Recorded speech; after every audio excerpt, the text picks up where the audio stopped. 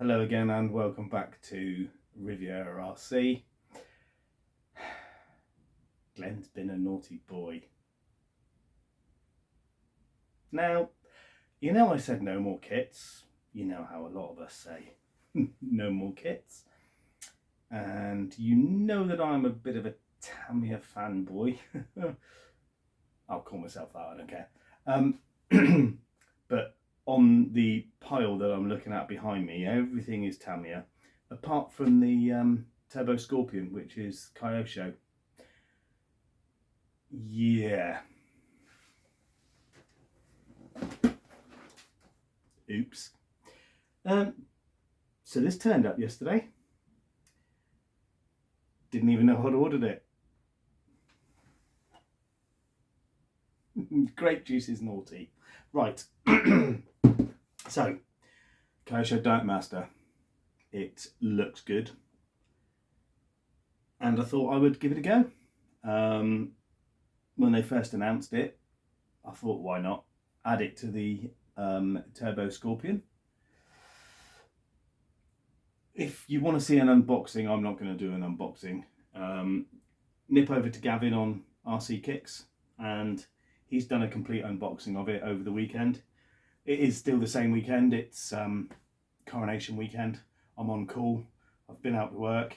So this video is going to be done in bits and pieces throughout the whole weekend, and hopefully by Monday night we may have a complete buggy with a twist, and we will come to that later. So it's just going to be a quick build video.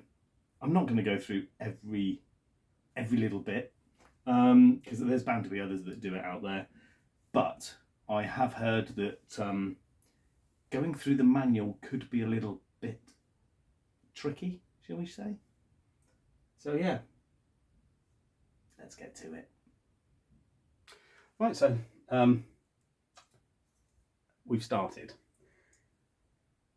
First off, yes, the manual is a bit, you do have to keep reverting back to the beginning with the drawings, but the first issue that I can see at the moment is the front suspension pins.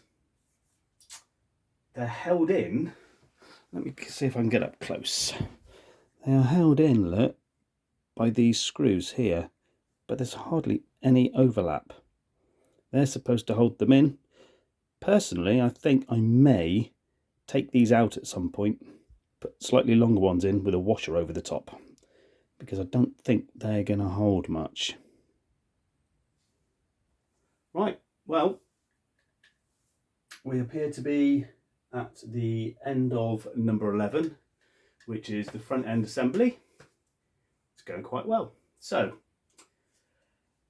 my first venture into Kyosho, what do I think? Loving the hex screws, but the supplied Allen keys are, let's just say if you got butter out of the fridge, it would be quite hard, but after a while it would soften up. Same as these. I've got this set with a lot of different fittings in. Seems to be okay at the moment. Yeah, I'm enjoying it. So we shall be on to the next stage in a minute. One thing I did notice, and I panicked because I thought after I put it all together I'd put the wrong plastic collars in. You do have to check, there's no numbers on them, and I had to go back, check, triple check, and also it was a bit of a nightmare because when they came in the packet was sealed, but a few of them have broken off and were floating around in the bottoms of the bag like this, so you had to try and work out where they went on the original trees so you could look back through to see what sizes they are. Luckily it appears I've got it right, so I haven't had to take it apart yet. Right, let's go and fill up the coffee cup and start with the next bit. Actually, before I get the coffee, another good thing I like is I'm now on to bag 3. It says here in the manual, number 3. Okay, there's a few bits of plastic left, which will go back and it will tell you whether it's number 2s or whatever, but after bags number 2, no screws left. You don't have to hop backwards and forwards like you do with Tamiya when it tells you you're in bag B, but you've still got half the pack of bag A left. I like that. So just realised that the diff is next. This will be fun. Grease everywhere. Right, so chassis out the way. Another thing I tend to do, which I have seen others do differently. Now, obviously, you can lay all the parts out on the manual because it's the same as Tamiya. All the bits and pieces are one-to-one, lifelike. But I have seen quite a few people actually. They'll make up the greasy bits on the manual. I don't like doing that. So I tend to lay out on a piece of kitchen towel, and if I'm getting grease on my fingers, another bit for wipage. And I've noticed that this is it's like the anti-wear grease, I suppose, from Tamiya. So to put that on, I'll use the same screwdriver bits, dig it out and put it in as I need to, and then wipage again. Right, let's carry on with this. Right, first bit in the manual that I'm waiting for to focus, there you go. These screws hold this little tiny bit that holds the rear arms in.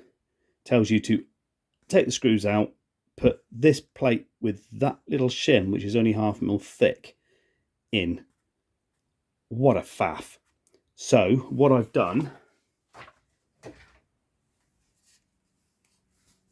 I've taken the arms out and then I've screwed up, and that's holding in place with the shim, if you can see that. So hang on, let's zoom in a bit because technology and all that. So there you go, you can see that's the motor cover there, and then you've got the little shim on top. So now I'll be able to go in with this piece, which is hang on, so this piece, which then sits in and holds the arms in. So that should be able to then be screwed in without having to have 27 fingers in a space where you can't even get one.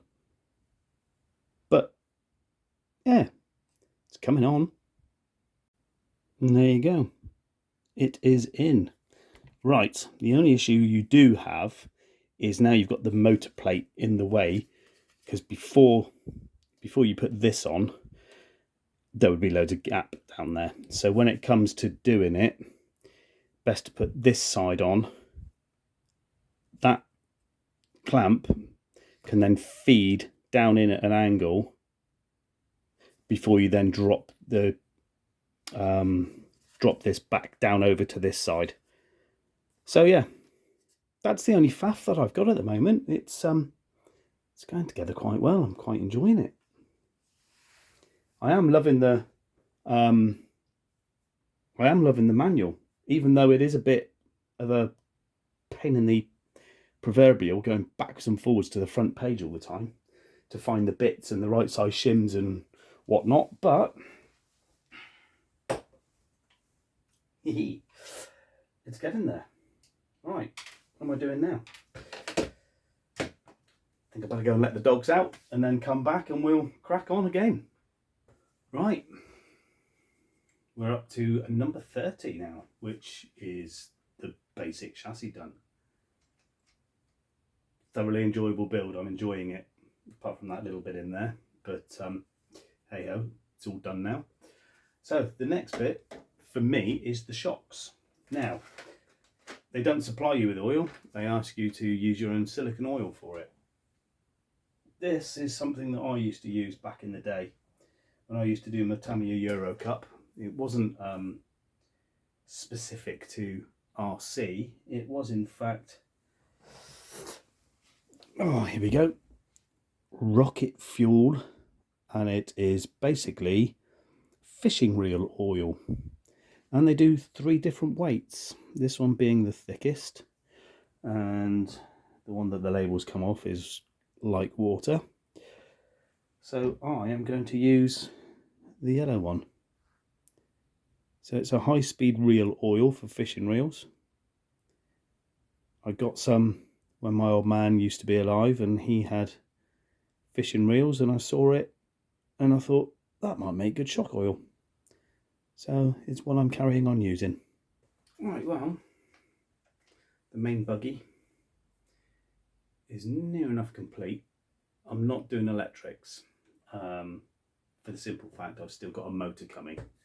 So there's just a few little bits and pieces like the battery stay, the motor, the slipper clutch cover, and the wheels and tyres. So as we all know,